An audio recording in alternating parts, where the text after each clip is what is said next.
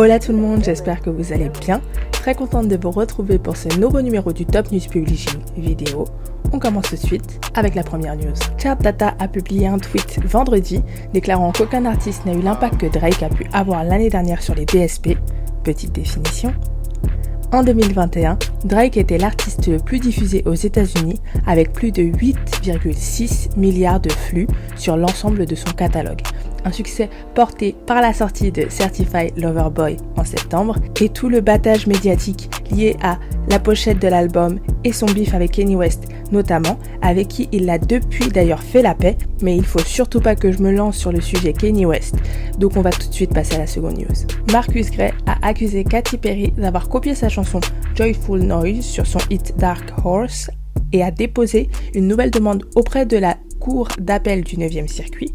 Le rappeur avait précédemment convaincu le jury du tribunal de district de Californie que Dark Horse avait copié Joyful Noise et Katy Perry s'était vue condamnée à lui payer la somme de 2,8 millions de dollars de dommages et intérêts, mais ensuite, le juge chargé de l'affaire a annulé la décision du jury et c'est cette dernière annulation que Marcus Gray tente de faire révoquer. Quoi de mieux pour se faire son propre avis que d'écouter quelques extraits? C'est parti.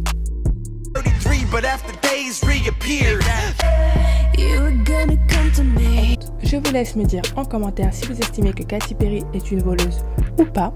Avant de passer à la dernière news, je vous invite à vous abonner à la chaîne, donnez la force sinon j'arrête. Je vous menace, ça y est, fini les bêtises, on passe à la troisième news. La news qui m'a arraché un sourire la semaine dernière, on va parler de mon fave. Si vous avez vu la vidéo de la semaine dernière, vous savez de qui je parle.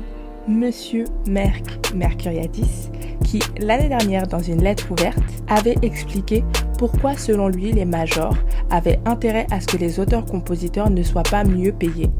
Et donc selon lui, l'auteur-compositeur est l'acteur le moins bien rémunéré de l'industrie musicale parce que les plus grandes maisons d'édition sont détenues et contrôlées par des majors de la musique enregistrée et que les artistes-interprètes rapporteraient plus que les auteurs-compositeurs. Ce serait donc dans l'intérêt des majors de pousser l'argent du côté de la musique enregistrée plutôt que du côté de l'édition musicale. Une affirmation qui donne matière à réfléchir et à laquelle le directeur général de Universal Music Publishing Group Angleterre a enfin répondu lundi dernier en expliquant que le publishing et la musique enregistrée travaillaient de manière autonome bien qu'en étroite collaboration et qu'il n'y avait jamais eu d'accord qui impliquait ce qu'évoquait Mercuriadis.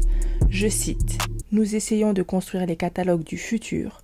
Merck rachète les catalogues du passé. » Drop the mic. Sur cette belle punchline, je vous laisse et je vous dis à très vite. C'était Céline pour la 9e muse.